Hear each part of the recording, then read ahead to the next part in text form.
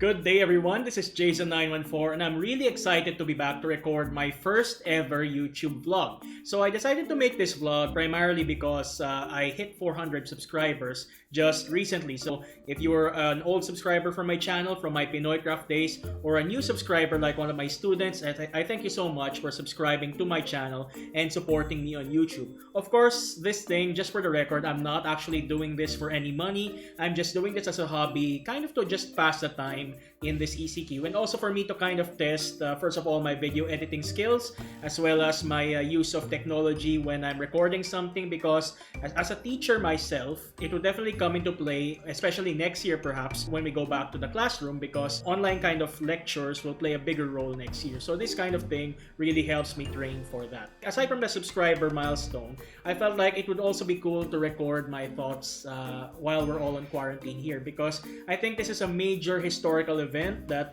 years from now, it would be nice to watch these videos that I made, such as this vlog, such as my Let's Plays, and see na, ganito pala ginagawa ni Jason nung time ng quarantine, nung time ng coronavirus. I will just focus on a few things. First would be just general life update, especially to the subscribers who subscribed to me way back and then didn't get an update as to why all of a sudden I'm uploading again. Second would just be to offer a channel update, what I'm working on currently. And third would be just future plans for YouTube and life in general. First of all, life update, I just want to first say, sana naman you're all doing well, especially in your own homes. You're all taking safety precautions. You're all with your families because this coronavirus crisis is obviously very unprecedented, and definitely it's not something we want, but it's what we're forced with, so we just have to cooperate with what we have. A lot of you subscribed to me way back, and that was when I was an admin of Pinoy Craft Adobo Craft, and you might be wondering, how come all of a sudden I stopped uploading? I stopped really doing Minecraft stuff, and Pinoy Craft and Adobo Craft kinda shut down.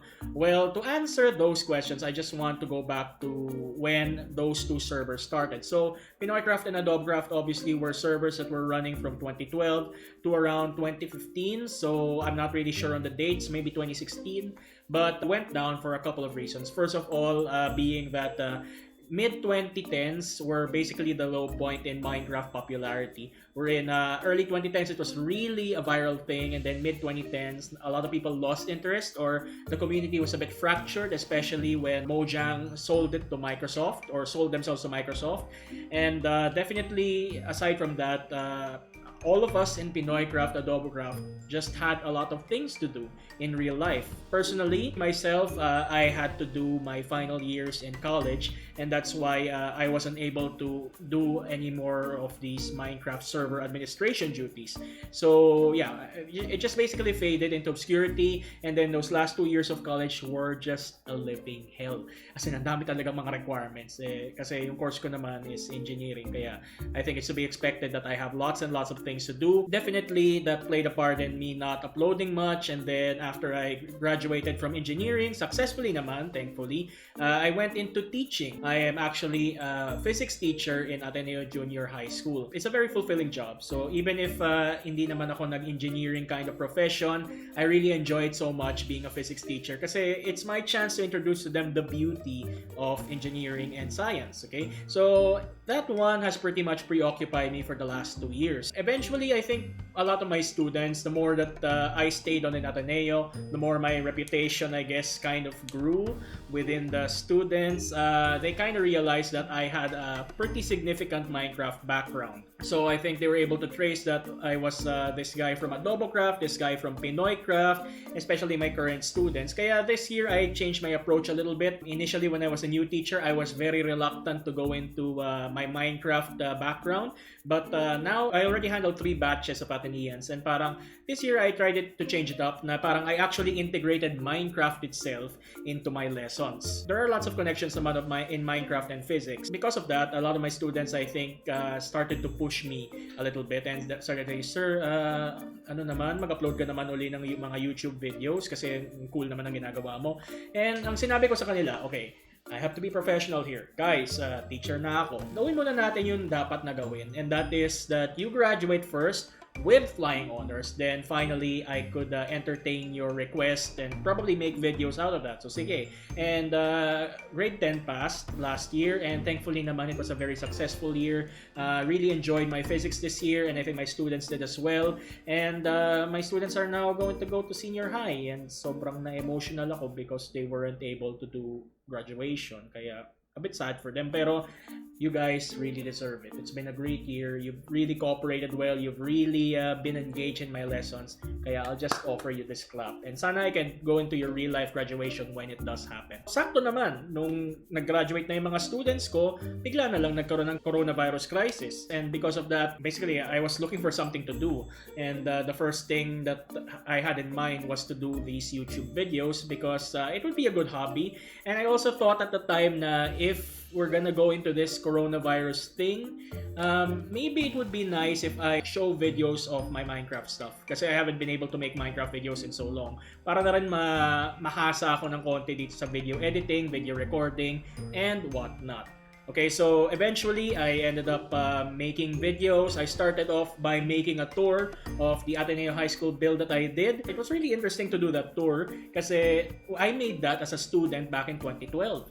Okay, and now I'm a teacher in that very school. So definitely the tour allowed me to offer a different perspective to a lot of the things there, especially what goes on behind the faculty room and a lot of the memories that I have in dealing with students. So sobrang iba na perspective ko by making that video. And that video, I wasn't really expecting much, but it became wildly successful. Well, hindi naman wildly na parang nag-viral to national level like my Rizal Park, pero it went kind of viral within the school and got like, I guess, 700 views or something like that, and it's still counting today.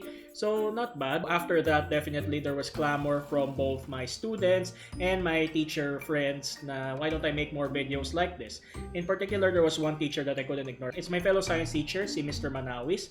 He made the idea na parang because we're all on lockdown and because none of us could go into the vacation that we really wanted to go, why don't I present landmarks in the Philippines as Minecraft creations? And then napaisip ako and I thought, ang dami ko namang mga things that I could showcase, so why not do that? And then I just didn't look back. Ang dami ko na-upload na Minecraft videos, which is pretty cool. As of this moment, I think I have 9 that I've already uploaded or made, so it's not that bad for the quarantine.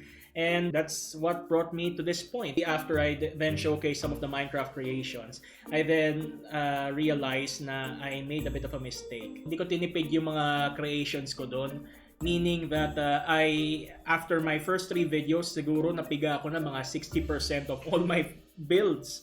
Okay, all the builds that I have in my computer. I would admit na in terms of Minecraft content, piga na ako. After siguro 1 or 2 more videos, that's it for me in Minecraft content for the meantime. While I try to make things, while I do other stuff. In place of Minecraft, I will upload more videos on City Skylines and Football Manager. So in City Skylines, natural naman yun. It's also a building game.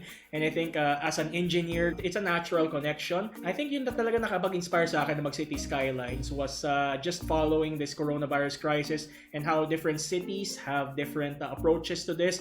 And thinking na it would be cool to handle a city myself and plan a city out. So that's where the inspiration from that came in. It's doing okay. I already pre-recorded 16 Let's Play episodes. Pero 9 pa lang ata yung na-upload ko sa channel ko as of this moment in time. And the next time I record, I'll just show you this. So para naman may konting gimmick yung videos ko, I have decided to wear a bit of a costume, and that is my old engineering hard hat. So obviously, this is very much appropriate for City Skylines kasi definitely it's a very engineering and building kind of game. You're planning a city. Just to add a bit of a personality naman to my Let's Plays. Para naman it's not just a typical Let's Play where I'm just doing things. Okay, so City Skylines, I plan to upload more of that. Specifically, my schedule for City Skylines would be on Mondays and Fridays. Mondays and Fridays kasi yung Football Manager ko, I will stick to Wednesday, Saturday. Okay, so on that note, I will now discuss, Football Manager naman. I picked Wednesday and Friday for Football Manager for the reason na ito naman yung mga natural na dates by which you watch football in England. Okay? Obviously, kick-off ng Premier League is Saturdays, and obviously kick-off din ng Champions League would be Wednesdays. Kaya I chose those dates. I changed my background a little bit just to show you. A few moments later. Well, hindi siya makita masyado dito sa current setup ko, but definitely, as you could see up there, I hung my Newcastle United jerseys that I hang whenever there's a Football Manager episode. So, bakit ako biglang napa-Football Manager? It might be so weird to you. Baka YouTube nga, nalilito nga sila kasi bigla na lang, uy, Minecraft, Cities Skylines, so biglang Football Manager. But anyway, ba't ako napa-Football Manager? Well, the simple reason is I love the game. I love football. Since the coronavirus crisis hit, nawala yung live sport. It's the one thing I look forward to on weekends, and sadly, nawala siya.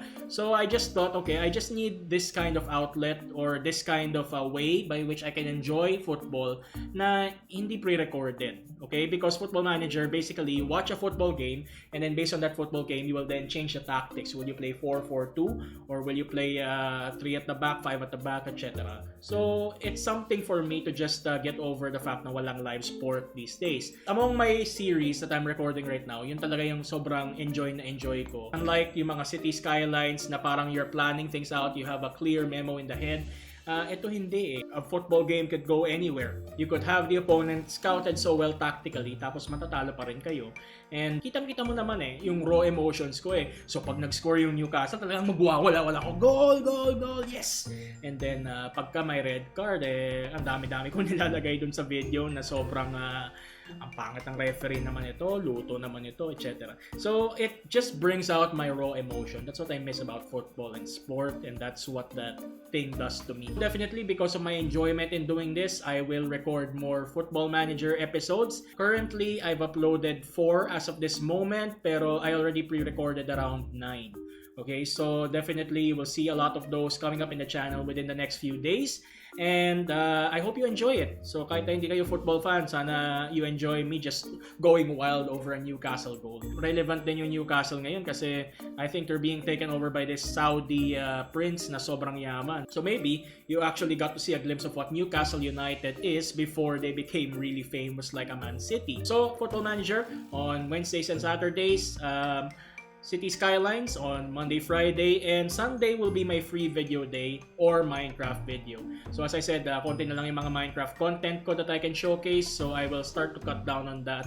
And ayoko pilitin eh. One of the videos that I uploaded recently, yung Manila Bay video, I would admit, sobrang pinilit ko yun because I wanted to stick to one Minecraft video per week at least, pero sobrang pilit yun, and I think you can see naman in terms of the performance, in terms of the effort, it's not up to scratch with my recent videos. I will not force myself to do Minecraft videos. I want to focus on quality over quantity. When I have something really nice in Minecraft that I want to show, I will put it up. If I don't have anything, Sundays, I will not upload anything, or tulad ito, if you want me to do vlogs like this, pwede rin naman, but I do that on the Sunday. Okay, so that's pretty much what I'm doing at the moment. It's my own coping mechanism, as I said, pagka-quarantine, I'm making videos trying to be productive, and I hope you guys are also being productive in your own homes as well. Now, let's go into future plans, okay? So, in terms of my channel, again, I'm not aiming to be monetized, okay? I'm just doing this as a hobby, and bonus na lang if it becomes viral, if YouTube suddenly takes interest and starts putting ads, then that's just a bonus. And I'm also trying to learn how to do video streaming. It's a win-win situation, doing a bit of entertainment, doing a bit for myself,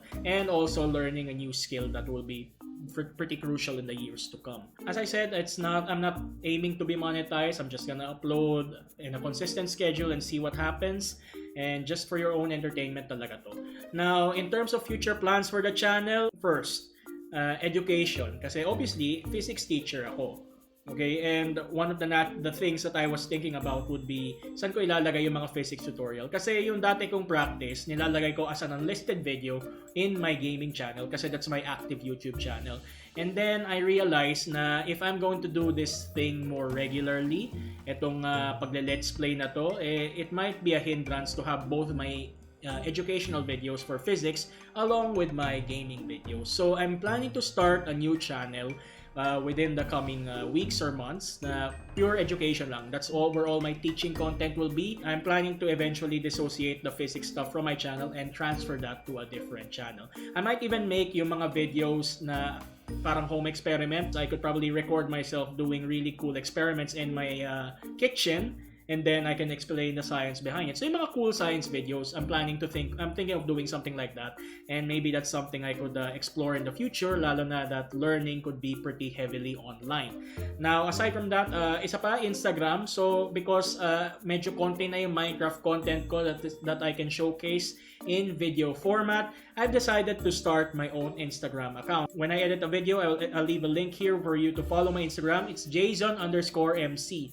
And basically, I will upload pictures there of my Minecraft builds in really cool shaders na Instagram worthy. So be sure to check that out, and definitely my Minecraft content will be more on that rather than YouTube videos. So am I planning to play other games aside from Cities and Football Manager? Minecraft, Cities and Football Manager, and Pokemon to an extent are the four games na parang I will feel comfortable making a let's play on. Yun yung sobrang familiar ako eh. And ayoko naman yung parang mag-game ako tapos parang wala akong kaalam-alam on those games na parang nakakahiya pa nga. Definitely I want to show naman that I know my game and I know what I'm doing. Yung Pokemon though, very unlikely kasi I don't have the proper recording software from DS to PC to be recorded sa OBS or PC software. Tempted to do emulators pero honestly, hindi naman ako natural storyteller. My style of game, kita nyo naman, mas strategy, mas building. It's playing to my strengths. I won't do Pokemon na. It's not in my pipeline. Okay? So aside from Pokemon, ano pa ba ibang game? Civ 6, definitely thinking about that. That's something na strategy and something that I have in my computer. I could definitely use that. FIFA, I can't because yung FIFA ko is in the Xbox and wala akong capture card. I can only do PC games. So, I cannot do stuff like, yun guys, sa Xbox ko I have Red Dead Redemption, I have Assassin's Creed. No, I can't do that, sorry. I could do Napoleon Total War, that's an option kasi sobrang I'm into military tactics. I love history so much. Tropico, I've hardly played Tropico pero I know that it's very much like para siyang City Skylines in a way. It's up that same genre of games. Except that you're managing a country and you're trying to direct the country. Do you want it to be more capitalist or communist? So definitely something that I'm considering in the future. Euro Truck naman, it's obvious naman na while I can do it, I even have a steering wheel by which I can really show na I'm driving the truck. And yung problema naman sa Euro Truck would be you're just basically gonna watch me for 30 minutes driving through America, driving through Europe, and so the pressure is on me to make the drive a bit entertaining and not boring, and I'm not really good at that, as I said. Hindi ako ganun kagaling sa storytelling. So yun yung the ones that I'm seriously thinking about making another Let's Play on. Upload schedule, the other thing that I'm thinking about, okay. So I will maintain this upload schedule that I mentioned, which is Monday, Friday, City Skylines, Wednesday, Saturday, Football Manager, Sunday is Minecraft or other content like this. Now, after this quarantine is over, I'm recording this vlog as of this moment. It's April 23. The Philippine quarantine is expected to be lifted April 30. Pwede pa ma-extend of course. If I go back to work, de syempre hindi na ako pwedeng mag-game uli. So busy na ako. Pero at least I could edit videos that I made before and upload something with that. I plan to still continue running this channel even after quarantine. Pero definitely the content that I record there would be purely things that I did during the quarantine period. And in that case, when I do that, baka I will go from 5 videos a week to just 2 videos a week. One for Cities and one for Football Manager. Medyo mahirap na when I go back to work. Other content that I could cover aside from games, I'm not really, itong vlog format na to, I'm not really that comfortable yet with speaking in front of a camera. But if you do want me to record more vlogs like this, just sharing my thoughts or Q&As, pwede rin naman. That's something that I could do if you guys really are into that. Educational videos, as I mentioned, that's a plan that's in the pipeline. Quarantine videos, I don't think I have a very interesting life here, to be honest, aside from my games na worth showcasing. Live streams, definitely I'm thinking about that. The draw for me naman sa live stream is in the next year or so, baka we're gonna have an increase of online learning platforms. Kaya I want to learn also how to do a gaming live stream kasi I'm sure that will be a very viable skill and baka magamit ko, just change the software. It's not a video game anymore. Gawin ko lang parang PowerPoint presentation yon or a camera like this going in a blackboard or whiteboard that I have at home. De parang lesson na rin yun. So definitely it would be very useful for me to learn the live stream. So if you guys are very much interested in a live stream that I will do, please let me know so that we can schedule it, and I can schedule it in the most appropriate time para medyo ma-maximize naman yung mga viewers ng live stream. I think that's it for my future plans in this channel. In terms of future plans in life, ito, just get past the quarantine at the moment. Still really looking forward to going back to work. Still very much passionate about teaching, and I'm really excited to go back in the classroom.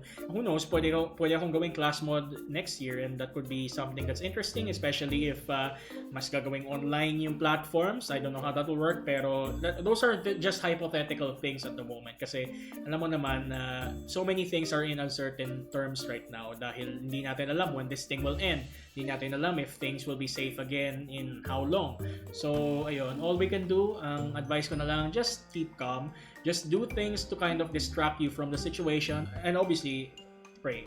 Magdasal tayo na, protect the frontliners, heal the sick, and so that we can get over this crisis as one. So I guess that would be it for my first ever attempt at a YouTube vlog. Sana naman hindi lumabas na amateurish yung vlog ko. I've been recording for 28 minutes, and that's nothing short of a miracle kasi introvert ako.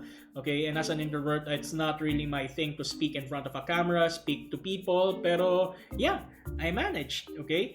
And ayun, I'll just continue uploading YouTube videos for as long as the quarantine is there. And ito kasi, just to share a personal thing, why did I find joy in making such YouTube videos? Well, the simple reason is that these YouTube videos allow me to show something awesome to an audience. That's the buzz that I get when I'm teaching. Okay, because when I'm teaching physics, ang daming awesome things. We can have a session na parang rocket launching, and that's nothing short of awesomeness talaga. Any science experiment, any cool physics things, it's so easy to elicit something awesome.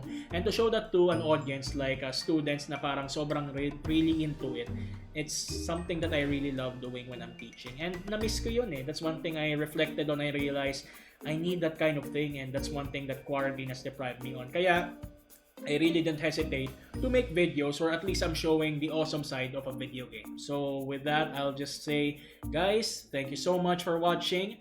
If you haven't subscribed to my channel yet, be sure you do. Please hit the bell icon para naman you know when I'm uploading things. Pero I already told you naman, it's Monday, Wednesday, Friday, Saturday, and sometimes Sunday. So with that, thank you so much. Take all the necessary precautions. Let's all stay safe. Sana naman we can meet in real life when this is all over. And with that, I wish you well and goodbye. Bye guys. See you soon.